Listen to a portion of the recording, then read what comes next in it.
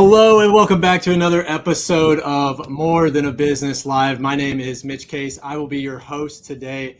I'm also the owner and CEO of a small company called More Than a Meal, where we help organizations strengthen their most valued relationships by showing gratitude and appreciation one meal at a time.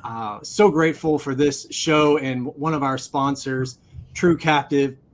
They believe in healthcare that is personal and insurance that is not complicated. And I know all of us want to believe that that is the case with insurance. So if you want to learn more about this unique captive healthcare program, just go on over to truecaptive.com. You'll get a lot to learn from their site, and then we can help you with any introductions from that perspective. Reason I started this show is I wanted to highlight individuals that work day in and day out, not just to build a company, but to truly build more than a business. And that oftentimes talks a lot about how we develop, how we care for our team members within that organization. So the goal today is just to have a conversation with a wonderful guest that has been walking the walk, not just talking the talk. So I'm incredibly excited to introduce you to our next guest, Fahteema Parrish. Fahteema is the dynamic founder and president of Parrish & Sons Construction here in Kansas City.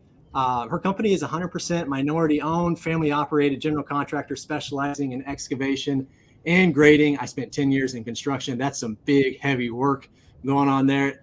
She has had remarkable growth. She's the kind of person that's not going to brag about it, but we're going to go ahead and brag about it for her, which includes about 183% revenue increase over the last couple of years.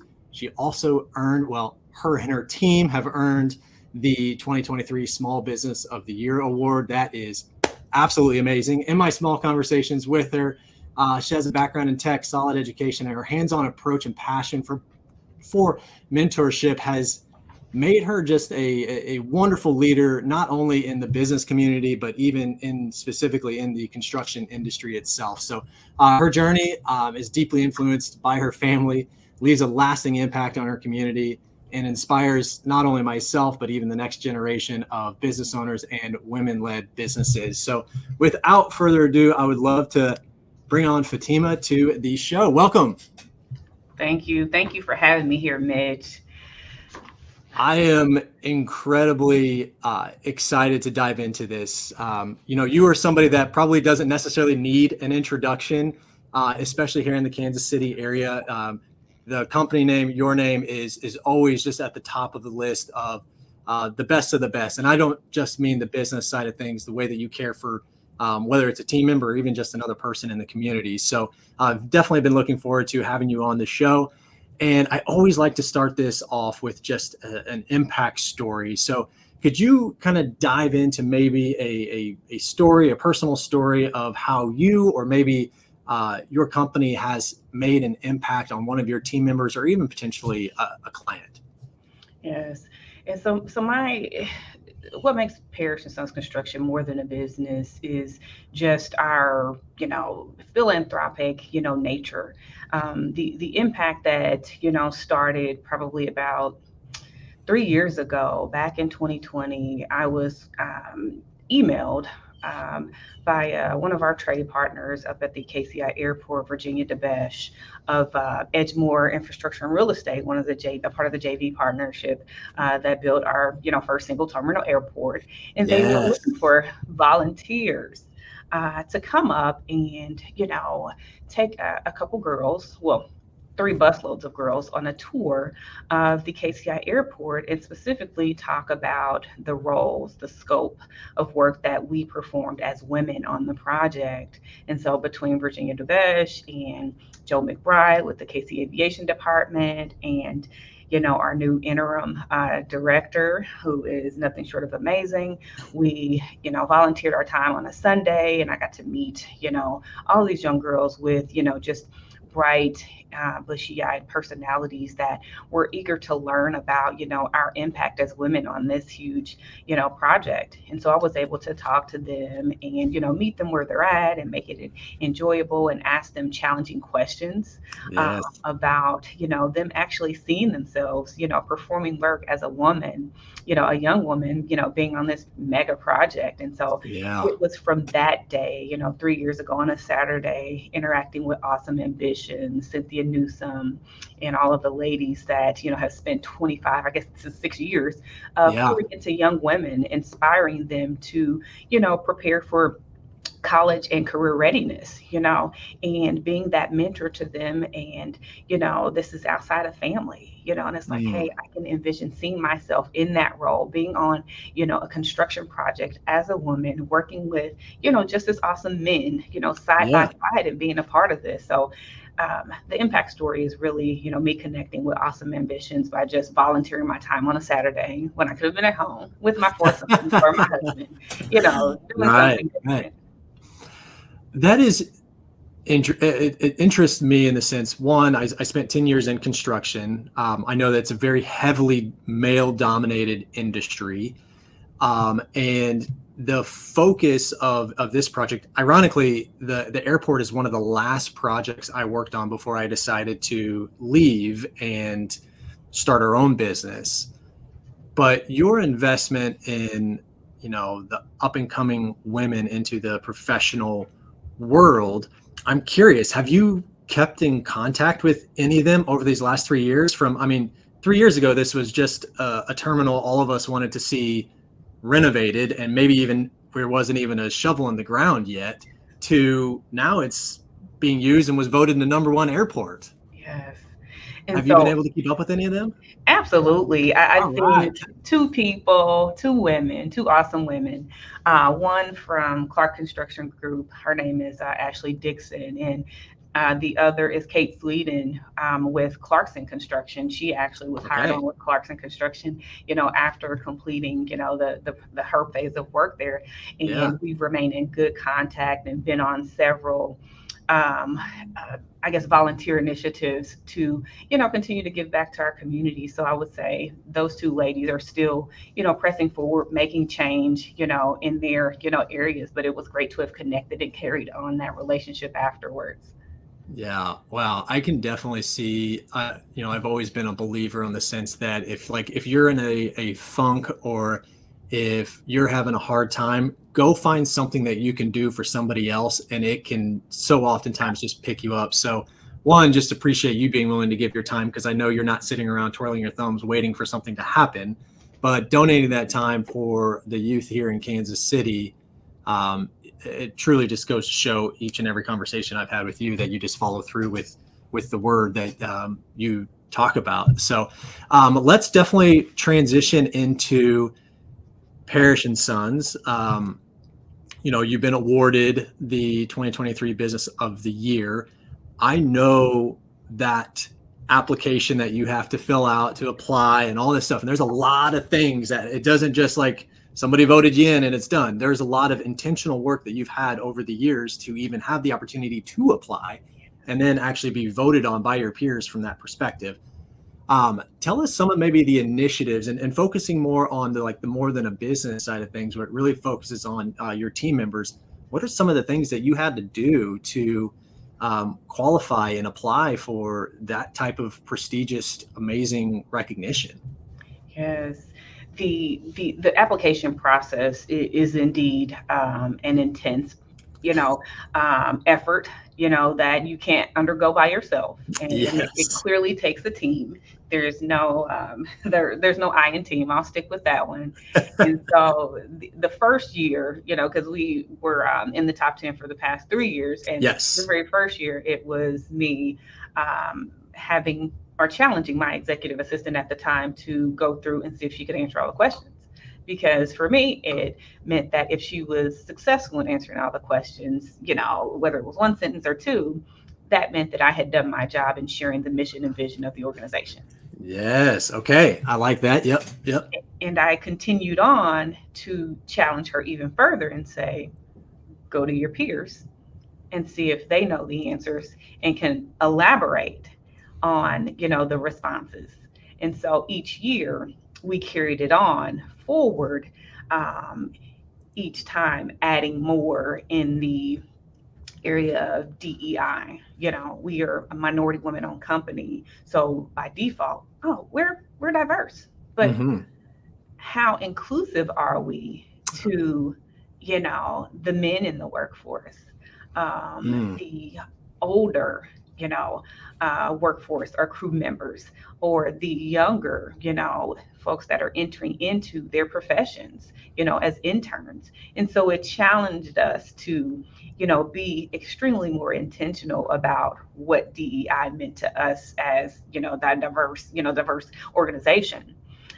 So we expounded there, and then we, within the third year, well, after the second year, we focused on marketing, because I'm like, okay, I'm a software engineer. I enjoy getting the geek out into the tech space and Let's go. Yes. Yep. folks.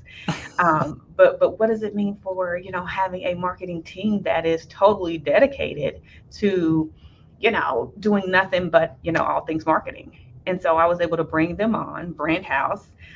They are amazing, and they are continuing to thrust us forward from the marketing perspective. So with each year, I was able to add more to the organization's overall, strategic plan and grow from it.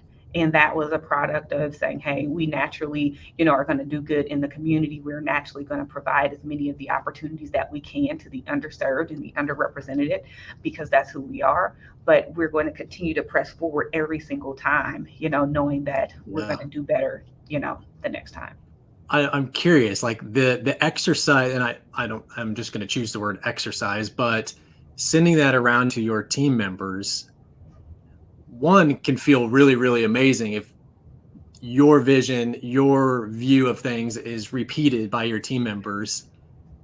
Part of me freaks out a little bit in the sense that, oh man, what if they come back and they're like way off and like I've failed as a leader and all this kind of stuff.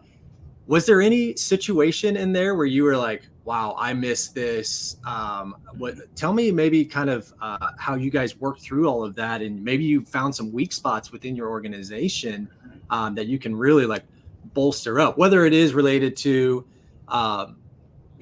inclusive pieces of DEI or anything along those lines. I'm just kind of curious on the feedback that you got, and you found some maybe areas that you can improve to help build your company as more than a business. Yes. So one of the majors was really being intentional about pressing forward with our Parrish Cares initiative. Okay, we're going to ask more about that in a little bit. Yes. And so pressing forward with that, so I'll digress on that note, but pressing forward with that as an initiative, and then touching on the fact that we have this, this accounting team that was, churning a little bit more than it needed to be. And so it meant that the feedback that was shared by the team, as identified as a weakness that we needed to be more intentional about resolving. And so we continue to identify, the issues early. And if that meant that we churned, through the next resource much faster than we did, so that we know, hey, we're going to keep pressing until we get the right person in place that really wants to provide that professional service and have integrity behind what they're producing.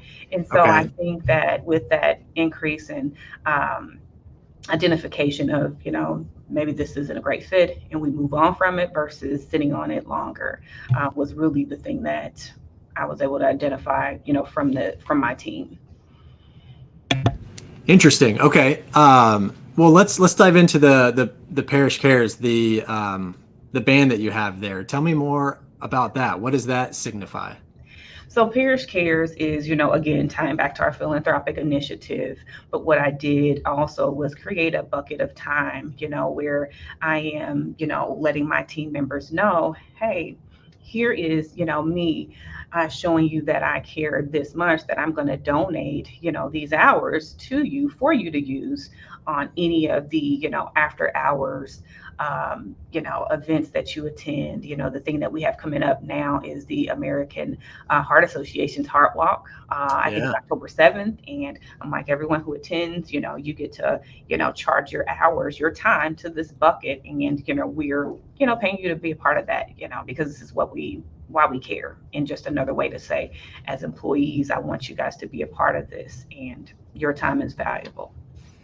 So another way to invest in the things that maybe care most to the individual, not necessarily just you as a leader within the organization. So they can use that towards any sort of philanthropic event they want to. And you're saying here, go and invest your time in these locations.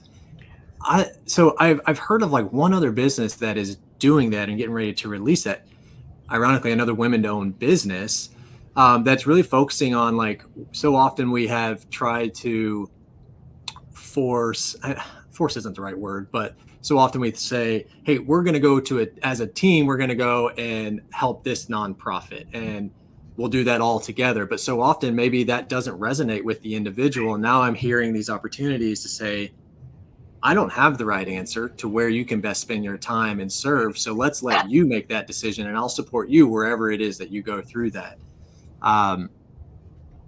It seems like such common sense when it comes down to that, but I love that is the freedom that these individuals on your team get to have. Let's talk a little bit more about, like, what truly, I mean, I know getting the prestigious award of Business of the Year, this Parrish Cares, those are some really unique things that have occurred through your business that you've been probably very intentional about. What are some other intentional initiatives that you've had that truly make Parrish & Sons more than a business? Are there certain additional benefits that come along with that? Are there any stories that stick out to you from that perspective? So I would say continuing education. Okay. I'm a huge proponent of, continuing to learn throughout my life. So not just, within my professional portion of my career, but as a steward. I enjoy just being a part of, learning something new and different. And so what I offer to all of my employees is continuing education reimbursement. It was something that allowed me to make it all the way through, my master's degree with zero student loan debt. I wrote the Wow. letters to apply for multiple scholarships saying, hey, this is why you should pay me for bettering myself. And so I did that and continue to, receive the scholarship dollars that, again, are just, I'm grateful for, because I know several of my peers that, are still trying to get out of and pay down, student loan debt. So I support my employees, just another way, by offering continuing education. Is there any parameters on that you have? Does it need to be a specific focus for education, or what does that look like? Yes.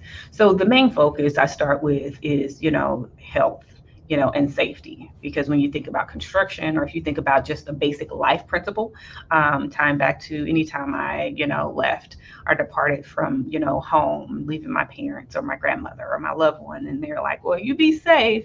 And so it's something that we had been saying throughout a lifetime, but not just specific to the construction industry. And so I started with OSHA. All of my professional service team members all had their OSHA 30, and I allow them company time, and I offer reimbursement for that training and certification. And then in addition to that, any of the, university or college level degree programs that they participate in, it has to be, a service that they can offer, a degree that's, catered to some function within the organization. But if you think about construction, accounting, legal, HR, project management, construction management, we need all of those things. Marketing, all of those things. Yes. Exactly. Yeah. So it's pretty wide open. I mean, I was talking to somebody the other day, and it was really around this idea of, if you're not providing something that fulfills somebody, and so often we in our professional careers want to just continuously learn. And if the opportunity to continuously learn is no longer there, even though I might enjoy the company or what we do, like my purpose is not being fulfilled, and we run dry. And ultimately that's when you start to see that churn and that turnover. So providing the opportunity to continue that education in whatever capacity that may be. Do you ever see anybody within your organization raising their hand, hey, I thought I liked accounting and now I'm interested in this? Do you provide education from that, where they I don't know if you can go from accounting to marketing. I don't think those brains actually work the same way, but in the sense that you see kind of a 90-degree turn to a different direction within the organization itself. Have you come across anything along those lines from an education perspective? So I guess just here recently, the Builders Association offered a estimating course. It was probably for 4 the past 4 weeks within 4 Wednesdays in August, and I had my HR, manager who said, "Hey, I want to attend." So I was like, "Absolutely." So again, that was paid company time that she was able to go and participate in the estimating course. And, she obtained a certification from, the Builders Association, Caleb McCandless, and I think I Ava love that. Dorman, and I think Rising Trades Cohort, they sponsored, Okay. a portion of it. And so it was just like an amazing, example of, hey, HR, I want to learn about estimating. Yeah, maybe there's a sense of like wanting to understand what everybody does within each of their positions, but what it goes into just a diverse, both from skill set to all the other scenarios of diversity. I that is interesting. I wonder how many times, because I mean, I made a right hook. I went from construction to a meal kit business, not expecting what I'd be doing 10 years after I graduated, be doing what I'm doing now, but I couldn't find myself um, more motivated, joyful, and purposeful in the work that I do get to do in that space. So let's real quick turn to you. I know every single day is not just jumping for joy, and the day in and day out work can be tough and grinding at times, but what continues to motivate you to show up and be there and serve the individuals that you're blessed to have on your team? Yes, legacy business, you know, establishing and solidifying, a greater footprint, and knowing that, we as, businesses here within Kansas City are a part of the ecosystem that is required for us to, all, reap the benefits of what it means to be sustainable. Mm, Um, seeing the improvements and the renewal of our infrastructure. There are countries that don't have, infrastructure to get, clean running, pure, purified or clean, drinking water. yeah, And yeah. so getting to be a part of that for our city, is is a part of the thing that keeps me going. Like, wow, we're able to be a part of, just this tiny piece of renewing our infrastructure, for our city to have a increased quality of life. Yeah, it's so easy to take that for granted when especially just raising my hand as a white male who's grown up in like middle class.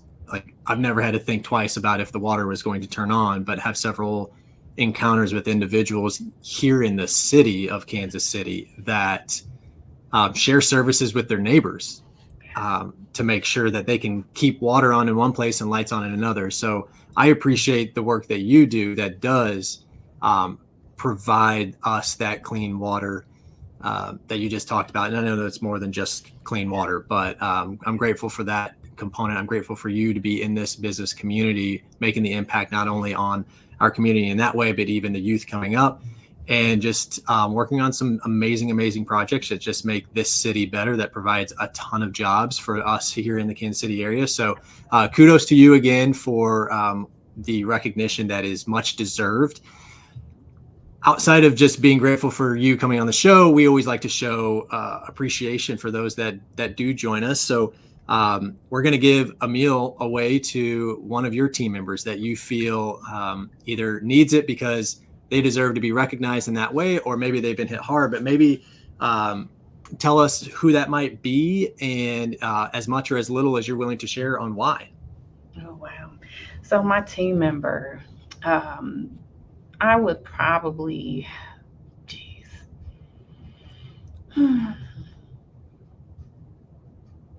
I probably would say my receptionist. Yeah. She does an amazing job, every single day coming in, smiling even when it's tough, Mm, interacting with a variety of different personalities. And, she still takes it in strides, yeah. as, a human. And I'd like to say that, yes, my receptionist, I think that that'd All be an right. awesome surprise for her. Awesome. Well, I always do love like the shock and surprise of just the true appreciation, and honestly, like receptionists tend to be like the first thing you see and can be the perception of your business. So happy and grateful to be able to help her in that way too. So after the show, we'll touch base and we'll chat about that to make sure we can get that released to her. But again, thank you so much for coming on the show. If this is your first time tuning in, we come out here every single Thursday at 3 p.m.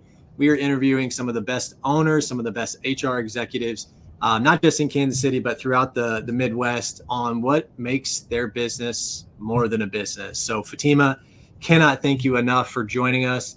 And with that, we are a wrap. And until next time, we will see you on Thursday.